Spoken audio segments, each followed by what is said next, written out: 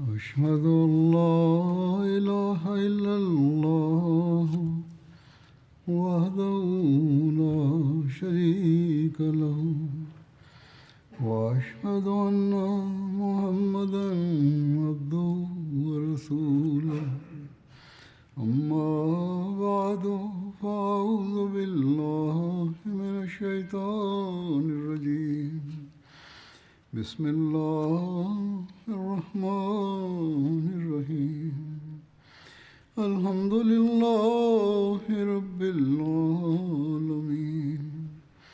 الرحمن الرحيم مالك يوم الدين إياك نعبد وإياك نستعين اهدنا الصراط المستقيم صراط الذين أنعمت عليهم غير المغضوب عليهم ولا الضالين.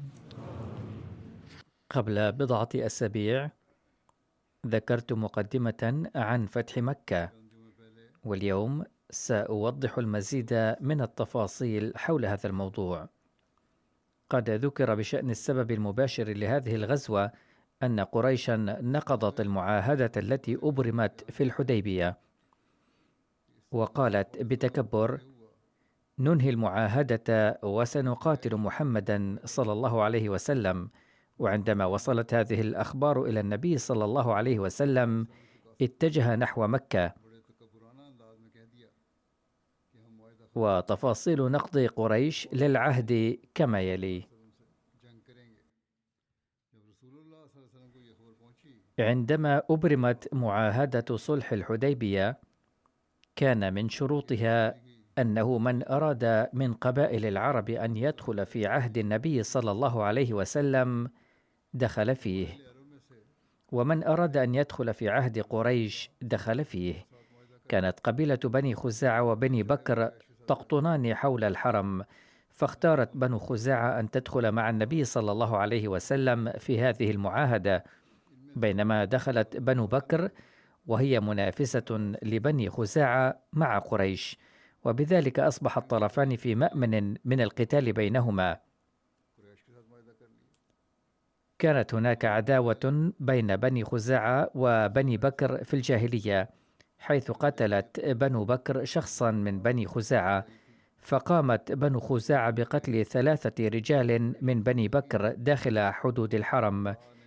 وعندما بعث النبي صلى الله عليه وسلم انشغل الناس بالإسلام، لأنهم كانوا أمام أمر جديد لهم، فأصبحوا يكتمون عنه وتوقفوا عن القتال، لكنهم بقوا يكنون في قلوبهم الحقد والغضب اتجاه بعضهم البعض.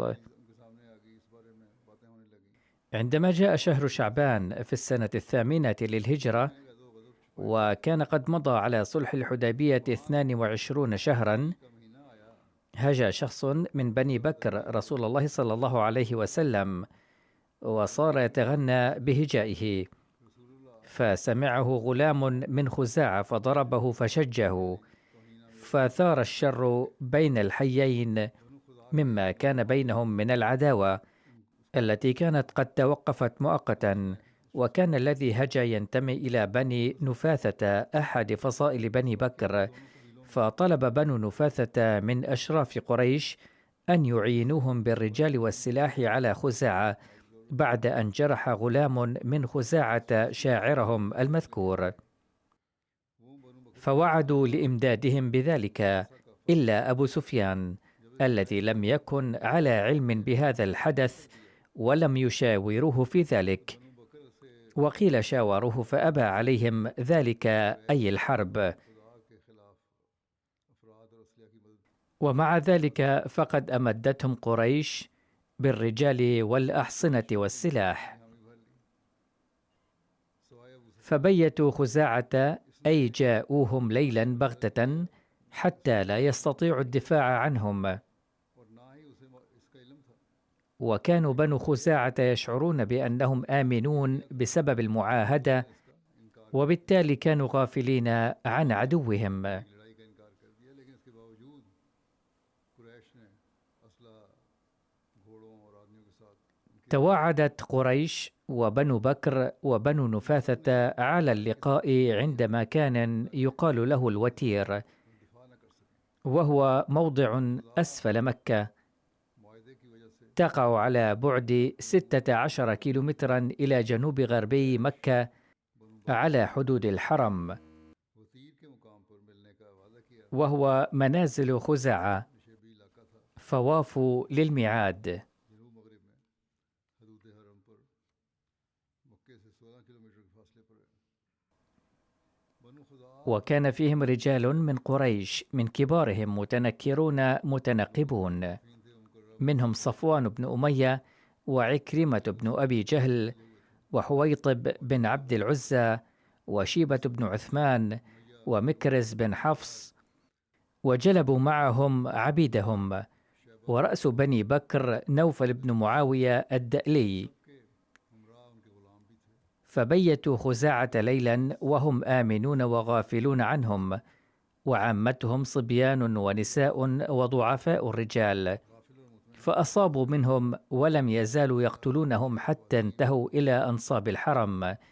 فقال أصحاب نوفل بن معاوية له: يا نوفل، إلهك قد دخلت الحرم. فقال نوفل كلمة عظيمة: لا إله لي اليوم. فواصلوا قتلهم حتى في الحرم. حرم میں داخل ہو گئے ہیں. تمہیں تمہارے فقتل بنو بكر 20 رجلا من بني خزاعة ذلك اليوم. آج کوئی معبود نہیں اور حرم میں بھی انہوں نے قتل و غارت جاری رکھی. بنو بکر نے بنو خزاعہ شعرت قريش بالندم على ما صنعوا لاحقا، وقلقوا وعرفوا أن هذا الذي صنعوه نقض للذمة والعهد الذي بينهم وبين رسول الله صلى الله عليه وسلم. وقال سهيل بن عمرو لنوفل: قد رأيت الذي صنعنا بك وبأصحابك ومن قتلت من القوم، وأنت قد حصدتهم تريد قتل من بقي، وهذا ما لا نطاوعك عليه، فاتركهم. فتركهم فخرجوا. خوب جانتا ہے تو نے ان کا قتل عام کیا ہے. وجاء الحارث بن هشام وعبد الله بن أبي ربيعة إلى صفوان بن أمية وإلى سهيل بن عمرو وعكرمة ابن أبي جهل، فلاموهم بما صنعوا من عونهم بني بكر على خزاعة، اور عبداللہ بن نبی وقالوا: إن بينكم وبين محمد مدة، وهذا نقض لها. بن ابی جہل کے پاس گئے اور انہیں بنو خزاعہ کے خلاف بنو بکر کی مدد کرنے پر سخت ملامت کی. وجاء الحارث بن هشام إلى أبي سفيان وأخبره بما فعل القوم، فقال: هذا أمر لم أشهده ولم أغب عنه، حارث بن ہشام وإنه لشر، والله ليغزونا محمد صلى الله عليه وسلم. ابو سفیان نے سن کر کہا کہ یہ ایسا واقعہ وقد حدثتني هند، يعني زوجته، أنها رأت رؤيا كرهتها، خدا کی قسم محمد صلی اللہ علیہ وسلم رأت دما أقبل من الجحون، وهو جبل يبعد عن بيت الله 1.5 ميل باتجاه وادي محصب، کہ اس نے ایک بھیانک خواب دیکھا. يسير حتى وقف بالخندمة، وهو جبل معروف في مكة على طريق منى، فكره القوم ذلك. ان کا ایک دریا بہتا ہوا آیا اور خندمہ تک پہنچ گیا. خندمہ منا کے راستے میں مکہ کا ایک مشہور پہاڑ ہے اور لوگوں نے اس کو ناپسند کیا، یعنی وہ خون بہتا آ رہا ہے اس سے بڑے ڈر گئے وہ لوگ. على أي حال، لقد أعلم الله تعالى النبي صلى الله عليه وسلم كشفا عن هذه الغارة على بني خزاعة. فعن ميمونة بنت الحارث رضي الله عنهما أن رسول الله صلى الله عليه وسلم بات عندها ليلة، فقام ليتوضأ إلى الصلاة، فسمعته يقول في متوضئه: لبيك لبيك لبيك 3. کہ میں نے سنا کہ آپ نے ثم نصرت 3. فلما خرج قلت يا رسول الله سمعتك تقول في متوضئك لبيك لبيك 3، نصرت 3، كأنك تكلم إنسانا، فهل كان معك أحد؟ قال هذا راجس بني كعب، أي فصائل بني خزاعة، يستصرخني على بني بكر، وقد رأى صلى الله عليه وسلم ذلك كشفا، أن الراجس كان يقول إن قريشا أعانت عليهم بني بكر بن وائل. قالت السيدة ميمونة رضي الله عنها صلى رسول الله صلى الله عليه وسلم الصبح بالناس بعد أن مكث 3، فسمعت الراجس ينشد يا رب إني ناشد محمدا حلف أبينا وأبيه الأتلدا.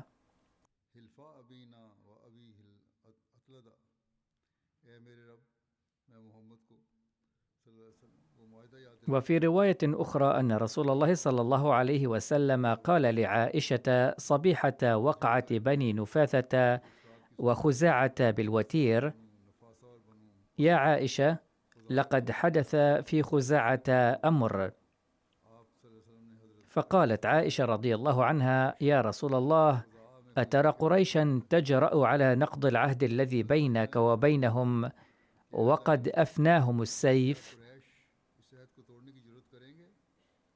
فقال رسول الله صلى الله عليه وسلم قد نقضوا العهد لأمر يريده الله تعالى.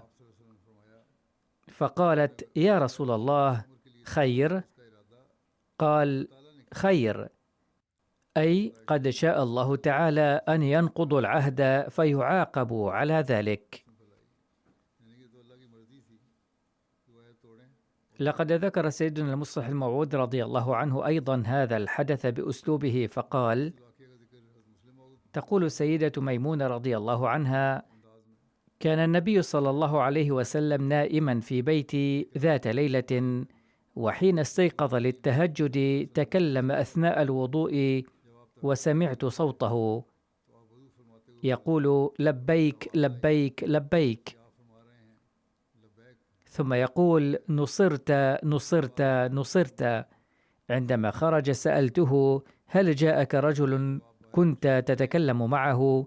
قال نعم، لقد عرض علي في الكشف وفد من بني خزاعة وكانوا يصرخون ويقولون يا محمد نناشدك بربك ونقول بأننا عقدنا العهود معك ومع آبائك وظللنا ننصرك، ولكن قريشا نقضوا عهدنا وهاجمونا ليلا بينما كان بعض منا في السجود وآخرون في الركوع فقتلونا، وجئناك الآن مستنجدين. فقد رأيت شخصا من بني خزاعة واقفا في الكشف فقلت لبيك لبيك لبيك، أي أنا مستعد لنصرتكم.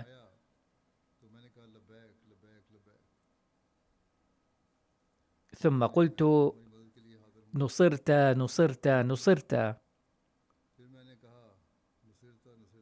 تقول السيدة عائشة رضي الله عنها إن النبي صلى الله عليه وسلم جاء إلى بيتي صباح اليوم نفسه وقال لقد تعرضت خزاعة لحادث خطير. تقول السيدة عائشة إني فهمت أن الحادث الخطير الذي تعرض له بنو خزاعة ليس إلا أن بني خزاعة يسكنون على الحدود وبينهم وبين أهل مكة عهد، فلا بد أن يكون أهل مكة قد هاجموهم. قلت يا رسول الله هل يمكن أن تنقض قريش المعاهدة على الرغم من كل هذه الأحلاف ويهاجموا بني خزاعة؟ قال إنهم ناقضون العهد نتيجة حكمة إلهية، وكانت الحكمة أن الهجوم لم يكن مسموحا للنبي صلى الله عليه وسلم، ونتيجة للغارة صار ذلك مسموحا له. قلت يا رسول الله هل ستكون نتيجتها حسنة؟ قال نعم ستكون حسنة.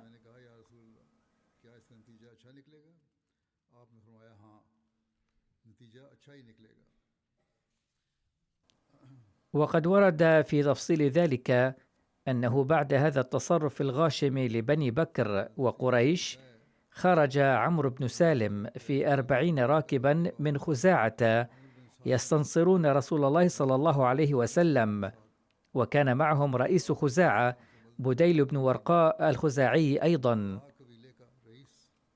فأخبروه بالذي أصابهم وما ظاهرت عليه قريش ومعاونتهم لهم بالرجال والسلاح والكراع، وحضور صفوان بن أمية وعكرمة ومن حضر من قريش. وكان رسول الله صلى الله عليه وسلم جالسا مع الصحابة في المسجد، فلما أنهوا كلامهم قام رئيس خزاعة عمرو بن سالم فاستنصر النبي صلى الله عليه وسلم بقراءة الأبيات، ومنها: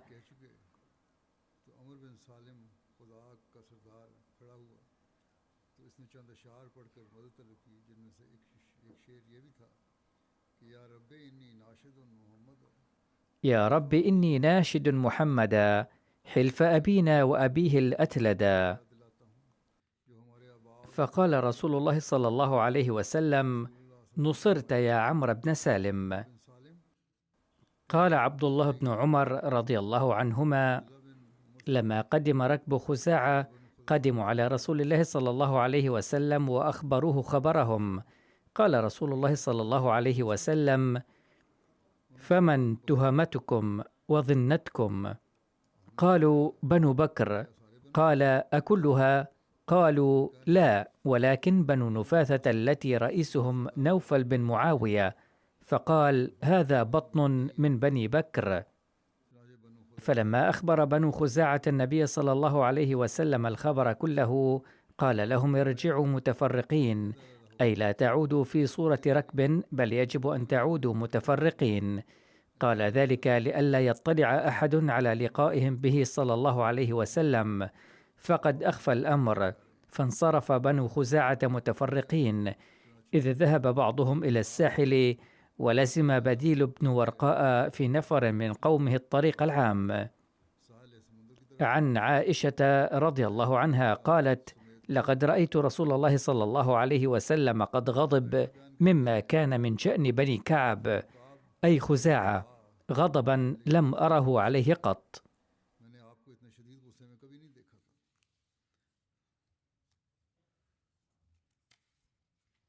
وعن ابن عباس رضي الله عنهما أن النبي صلى الله عليه وسلم حين اطلع على ما تعرض له بنو خزاعة قال: والذي نفسي بيده لأمنعنهم مما أمنع منه نفسي وأهلي وبيتي.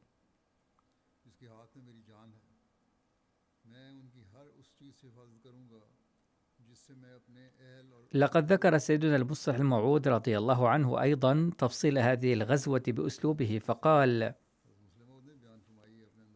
في العام 8 للهجرة في شهر رمضان خرج الرسول الكريم صلى الله عليه وسلم للحملة الأخيرة التي أقام الإسلام في أرض الجزيرة العربية.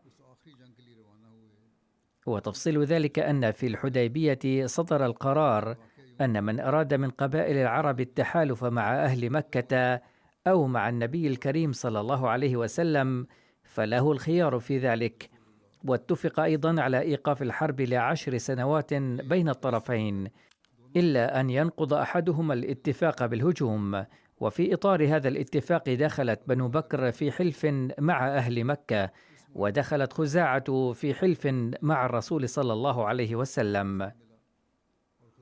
ولما كان احترام العرب للمعاهدات ضئيلا، خاصة لمعاهداتهم مع المسلمين، حدث أن كان بين بني بكر وخزاعة ثارات قديمة، فاستشارت بنو بكر أهل مكة بعد فترة من صلح الحديبية أن بني خزاعة قد اطمأنوا بسبب المعاهدة، والآن عندنا فرصة لأخذ الثأر منهم.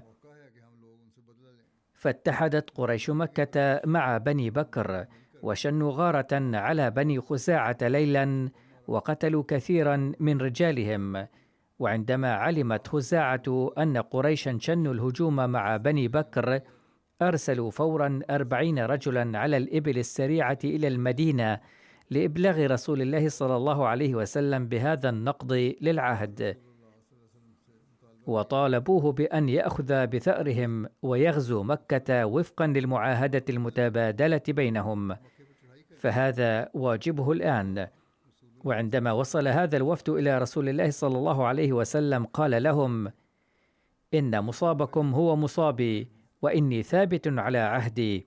ثم قال مشيرا إلى سحابة ممطرة أمامهم، وكان المطر ينزل في ذلك الوقت كما ينزل المطر من هذه الغيوم، كذلك ستصل إليكم الجيوش الإسلامية قريبا لنصرتكم. وفقا لهذه الروايات أرسل النبي صلى الله عليه وسلم ضمرة رضي الله عنه إلى قريش، وأمره أن يخيرهم بين 3 أمور ليختاروا أحدها. قال: إما أن تدفعوا دية قتلى بني خزاعة، أو تعلنوا براءتكم من بني نفاثة، أو تنقضوا معاهدة الحديبية. هذه 3 أمور.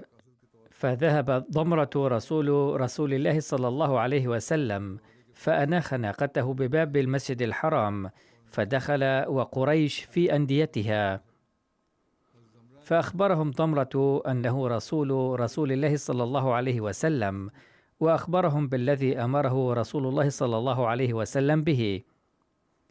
فقال قرطة بن عبد عمرو: إن دفعنا دية قتلى بني خزاعة فلن يبقى لدينا لا حبوب ولا مواشٍ، لأن دفع دية هذا العدد الكبير من القتلى يتطلب مبلغا ضخما. أما بخصوص قطع العلاقة مع بني نفاثة فليس هناك قبيلة من قبائل العرب تعظم بيت الله مثلهم، إنهم حلفاؤنا، لن نعلن البراءة من صداقتهم، لن ننفصل عنهم ما دام لدينا شيء، إلا أننا سنحارب محمدا صلى الله عليه وسلم. قال: سنحارب، لذلك ننهي المعاهدة، أي معاهدة الحديبية. جاء الصحابية ضمرة إلى رسول الله صلى الله عليه وسلم وأخبره بما قالت قريش. باختصار، ندمت قريش لاحقا على فعلتهم، وأرسلوا أبا سفيان إلى رسول الله صلى الله عليه وسلم. وقد أخبر الله تعالى النبي صلى الله عليه وسلم مسبقا عن قدوم أبي سفيان، فأخبر النبي صلى الله عليه وسلم الناس وفقا لنبوءته. جاء أبو سفيان لتجديد الصلح.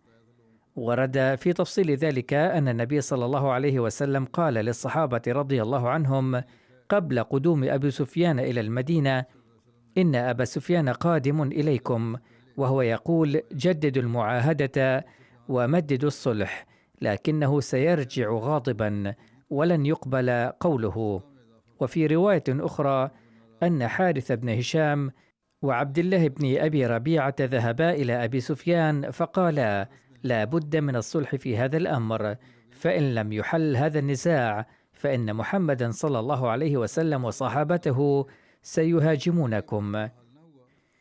فانطلق أبو سفيان ومولاه على بعيرين، وسار مسرعا حتى وصل إلى المدينة، فدخل على ابنته أم حبيبة زوج النبي صلى الله عليه وسلم، فأراد أن يجلس على فراش رسول الله صلى الله عليه وسلم، فطوته دونه، فقال: يا بني، أرغبت بهذا الفراش عني أو بي عنه؟ قالت: بل هو فراش رسول الله صلى الله عليه وسلم، وأنت امرؤ مشرك نجس. فلم أحب أن تجلس على فراش رسول الله صلى الله عليه وسلم. قال: يا بني، لقد أصابك بعدي شر. فقالت: بل هداني الله للإسلام، وأنت يا أبتي سيد قريش وكبيرها، كيف يسقط عنك الدخول في الإسلام؟ أي بلغته دعوة الإسلام، وأنت تعبد حجرا لا يسمع ولا يبصر. فقام أبو سفيان من عندها، فأتى رسول الله صلى الله عليه وسلم وهو في المسجد، فقال: يا محمد، إني كنت غائبا في صلح الحديبية، فاشدد العهد وزدنا في المدة. فقال رسول الله صلى الله عليه وسلم: فلذلك جئت يا أبا سفيان؟ قال: نعم. فقال رسول الله صلى الله عليه وسلم: هل كان من قبلكم من حدث؟ قال: معاذ الله، نحن على عهدنا وصلحنا يوم الحديبية، أي كذب، لا نغير ولا نبدل. فقال رسول الله صلى الله عليه وسلم: فنحن على مدتنا وصلحنا يوم الحديبية، لا نغير ولا نبدل، نحن على عهدنا ولم نغير فيه شيئا. فأعاد أبو سفيان على رسول الله صلى الله عليه وسلم القول، فلم يرد عليه شيئا. فذهب إلى أبي بكر رضي الله عنه فكلمه وقال: تكلم محمدا أو تجير أنت بين الناس؟ فقال أبو بكر: جواري في جوار رسول الله صلى الله عليه وسلم. فأتى عمر بن الخطاب فكلمه بمثل ما كلم به أبا بكر. فأتى عثمان بن عفان رضي الله عنه فقال: إنه ليس في القوم أحد أقرب رحما منك، فزد في مدة الصلح وجدد العهد، فإن صاحبك لا يرده عليك أبدا. فقال عثمان: جواري في جوار رسول الله صلى الله عليه وسلم. فلما فشل هنالك أتى علي رضي الله عنه فقال: يا علي، إنك أمس القوم بنا رحما، وإني جئت في حاجة فلا أرجع كما جئت خائبا، فاشفع لي إلى محمد صلى الله عليه وسلم. فقال: ويحك يا أبا سفيان. رد عليه علي رضي الله عنه قائلا: ويحك يا أبا سفيان، والله لقد عزم رسول الله صلى الله عليه وسلم على أمر ما نستطيع أن نكلمه فيه، لا سلطة لنا بعد ذلك. قال لعلي: يا أبا الحسن، أرى الأمور قد اشتدت علي فانصحني. قال: والله ما أعلم شيئا يغني عنك شيئا، ولكنك سيد بني كنانة، فقم فأجر بين الناس ثم الحق بأرضك. فتوجه أبو سفيان إلى المسجد النبوي فقال: أيها الناس، إني قد أجرت بين الناس، لا والله ما أظن أن يغفرني أحد. ثم دخل على رسول الله صلى الله عليه وسلم فقال: يا محمد، إني قد أجرت بين الناس. فقال رسول الله صلى الله عليه وسلم: إنما يقول ذلك يا أبا حنظلة، أي هذا قوله فقط، ولا نقول في ذلك شيئا. ثم ركب بعيره وانطلق. وفي رواية أن أبا سفيان تحدث مع السيدة فاطمة رضي الله عنها طلبا منها أن تشفع له، لكنها اعتذرت عن ذلك. وهكذا عاد أبو سفيان إلى مكة خائبا وفاشلا في محاولته لإبرام أي عهد أو ميثاق جديد. ولما عاد إلى قومه وعلموا بتفاصيل الأمر، لاموه وقالوا له: إنك لم تأتي بأي خير. وقد ذكر سيدنا المصلح الموعود رضي الله عنه هذا الحادث من منطلق التاريخ وقال: أرسل أهل مكة أبا سفيان إلى المدينة ليمنع المسلمين من الهجوم كيفما أمكن له. بلغ أبو سفيان المدينة وبدأ يركز على أنه لم يكن موجودا في أثناء صلح الحديبية، لذا ينبغي عقد الميثاق من جديد. ولكن الرسول صلى الله عليه وسلم لم يرد على طلبه، لأنه كان من شأن الرد أن يكشف الحقائق. فقام أبو سفيان في المسجد يائسا وقلقا وأعلن: أيها الناس، إني قد جئت لتجديد الهدنة نيابة عن أهل مكة. فضحك المسلمون بسماع كلامه الغبي. قال الرسول صلى الله عليه وسلم لأبي سفيان: إن كلامك من طرف واحد، ولم نعقد معك أي ميثاق من هذا القبيل.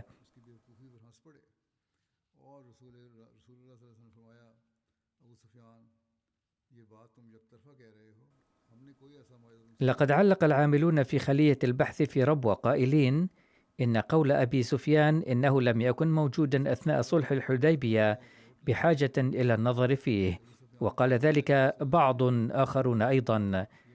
لذا أثار العاملون في خلية البحث هذه النقطة.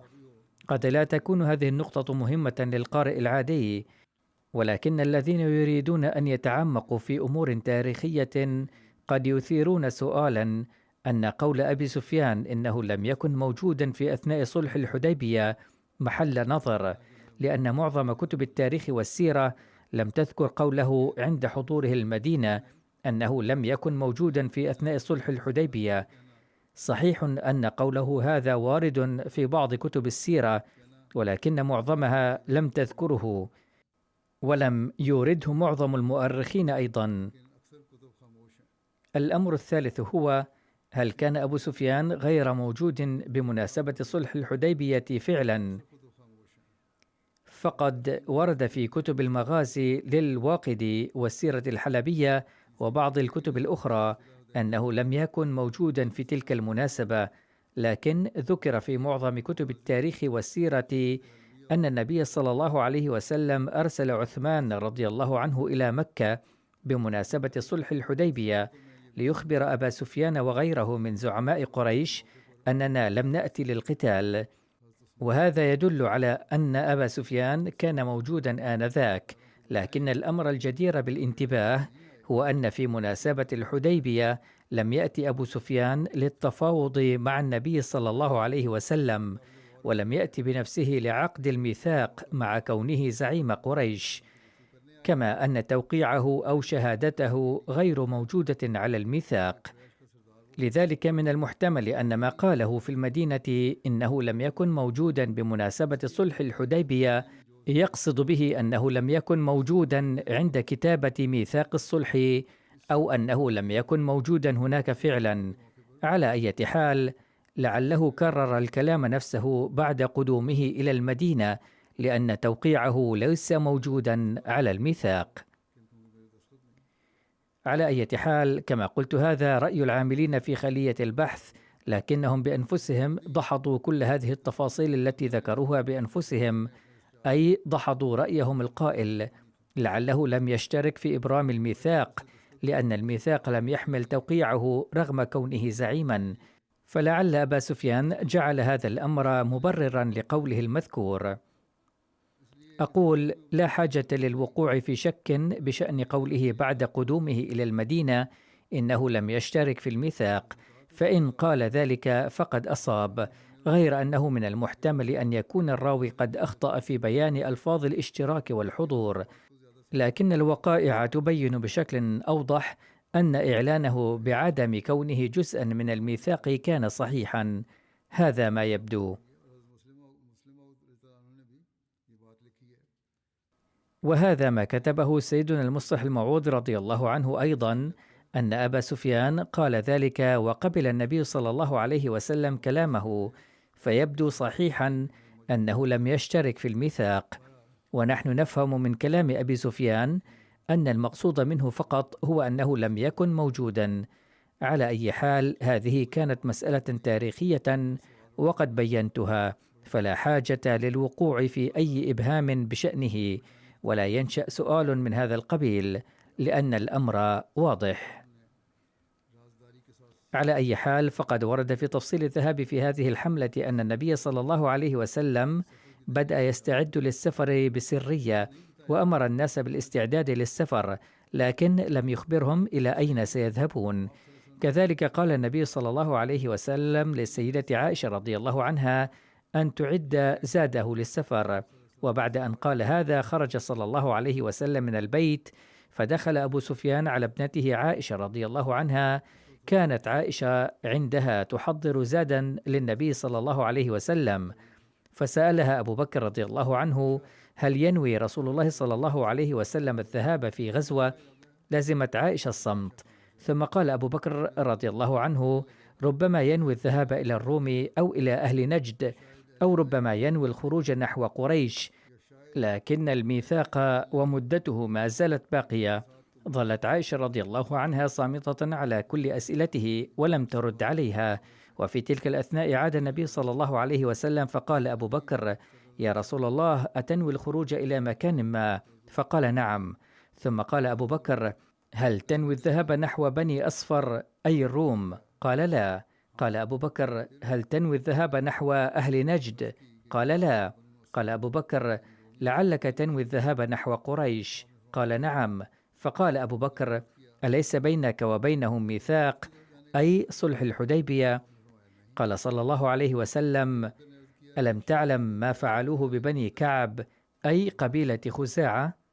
وقد ورد في السيرة الحلبية في تفصيل هذا الحادث أن أبا بكر رضي الله عنه سأل النبي صلى الله عليه وسلم: يا رسول الله، هل عزمت على السفر؟ قال: نعم. فقال أبو بكر رضي الله عنه: فهل أتجهز أنا أيضا؟ قال النبي صلى الله عليه وسلم: نعم. قال: فأين تريد يا رسول الله؟ قال صلى الله عليه وسلم: أريد قريشا. وقال أيضا: أخف ذلك يا أبا بكر. وأمر النبي صلى الله عليه وسلم الناس بالتجهز، ولكنه طوى عنهم الوجه الذي يريده.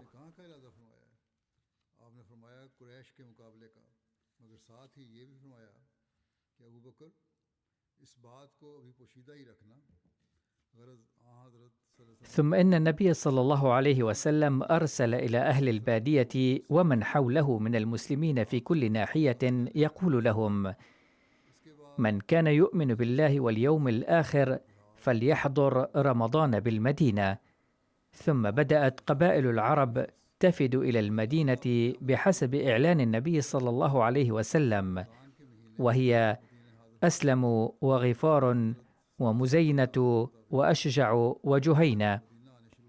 وفي رواية أن رسول الله صلى الله عليه وسلم استشار أبا بكر ثم عمر رضي الله عنهم، ثم أمر المسلمين كلهم بالتجهز للخروج.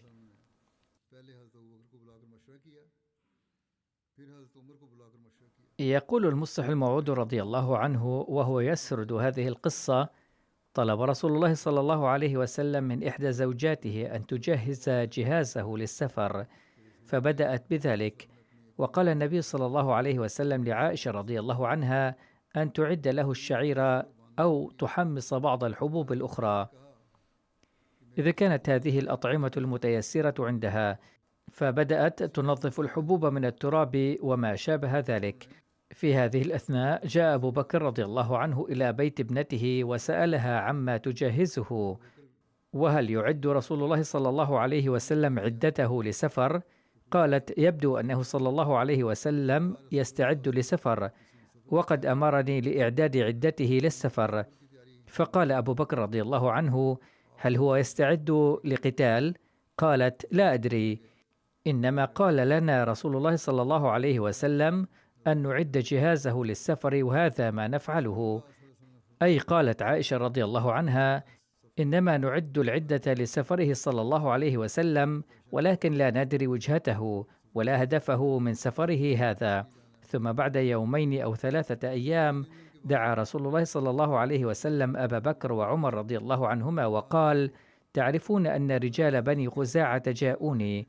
ثم أخبرهما بهذا الحادث، وقال: إن الله تعالى قد أخبرني سلفا بأن أهل مكة قد خانوا، وإننا على عهد مع هؤلاء القوم المظلومين، وإنه لمما ينافي الإيمان ألا نتجهز لمواجهة أهل مكة خوفا من قوتهم وبأسهم. سوف نذهب هناك في كل حال، فما رأيكما؟ فقال أبو بكر: يا رسول الله، لقد عاهدتهم، ثم هم قومك، فهل ستقتل قومك؟ فقال رسول الله صلى الله عليه وسلم: لن نقتل قومنا، بل سنقتل ناقضي العهد. ثم سأل النبي صلى الله عليه وسلم عمر رضي الله عنه رأيه، وكان لعمر طبعه الخاص، فقال: على بركة الله، وكنت أدعو الله تعالى كل يوم أن أرى يوما نقاتل فيه هؤلاء الكفار دفاعا عن رسول الله صلى الله عليه وسلم. فقال النبي صلى الله عليه وسلم: إن أبا بكر رقيق القلب، ولكن الحق يجري على لسان عمر، أي إن ما قاله عمر هو الرأي السليم. ثم قال لهما النبي صلى الله عليه وسلم: استعدا للمسير. ثم أرسل رسول الله صلى الله عليه وسلم إلى القبائل المجاورة بأن من يؤمن بالله ورسوله فليحضر المدينة في مستهل شهر رمضان. وقد اتخذ النبي صلى الله عليه وسلم تدابير شتى لإخفاء وجهة هذا السفر، فأرسل قبله سرية قوامها 8 أشخاص بقيادة أبي قتادة بن ربيع إلى وادي إضم الواقع في الاتجاه المعاكس لمكة، ليظن الظان أن النبي صلى الله عليه وسلم عازم على التوجه إلى تلك الجهة، ولئلا ينتشر خبر مسيره. ووادي إضم يقع في نجد شرق المدينة على بعد 36 ميلا. إضافة إلى ذلك أرسل النبي صلى الله عليه وسلم رجالا إلى ضواحي المدينة بمهمة إرجاع كل غريب متجه نحو مكة، وقد أنيطت لعمر رضي الله عنه مهمة الإشراف على هذا العمل، فكان يتفقد ويدور هنا وهناك لإنجازها. وبعد اتخاذ هذه التدابير كلها رفع النبي صلى الله عليه وسلم يديه إلى الله تعالى داعيا: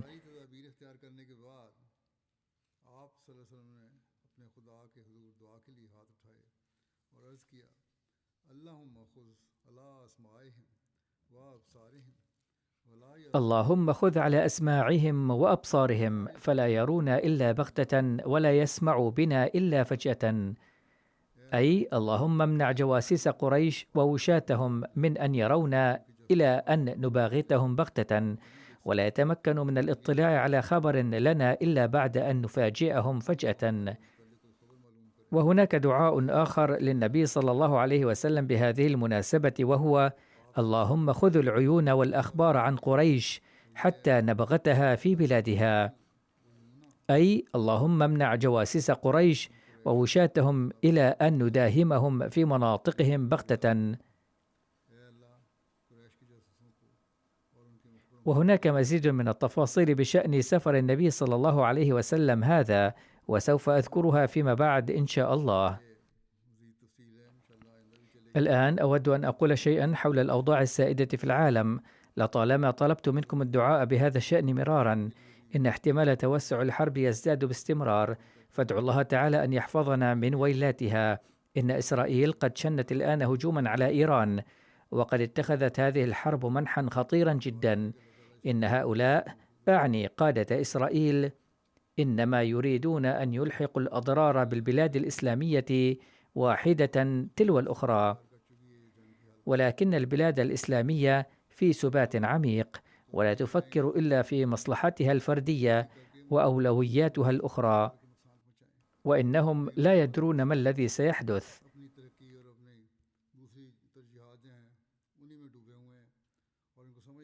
لم تعد أعمالهم صالحة، كما أنهم غافلون عن الدعاء أيضا. وإن الكارثة التي ستلحق بهم، والحال كذلك، ستفوق تصورهم. ألهمهم الله الصواب ليمعنوا النظر في هذا الأمر، وليسعوا لتوحيد صفوفهم، لا أن يقولوا إن فلانا من فرقة كذا وفلانا من طائفة كيت، ولكن نساعده. إن كل البلاد الإسلامية في خطر، لأن الكفر ملة واحدة، وكل الكافرين قد صاروا ملة واحدة، فلا بد للمسلمين أيضا من أن يكونوا أمة واحدة، ففي هذا فقط تكمن نجاتهم، وإلا فلا نجاة لهم. أدعو الله تعالى أن يحفظ كل بريء وكل مظلوم من أي ضرر فادح. علينا أن نهتم بالدعاء اهتماما كبيرا جدا، وأسأل الله تعالى أن يوفقنا أيضا لذلك.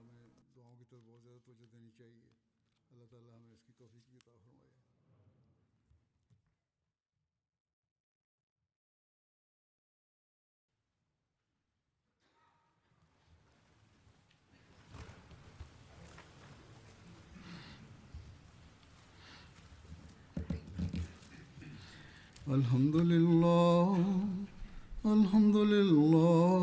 نحمده ونستعينه ونستغفره ونؤمن به ونتوكل عليه ونعوذ بالله من شرور أنفسنا ومن سيئات أعمالنا. من يهده الله فلا مضل له ومن يضلل فلا هادي له.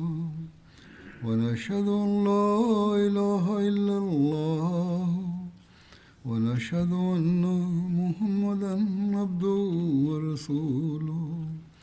عباد الله رحمكم الله، إن الله يأمر بالعدل والإحسان وإيتاء ذي القربى وينهى عن الفحشاء والمنكر والبغي يعظكم لعلكم تذكرون اذكروا الله يذكركم وادعوه يستجب لكم ولذكر الله أكبر.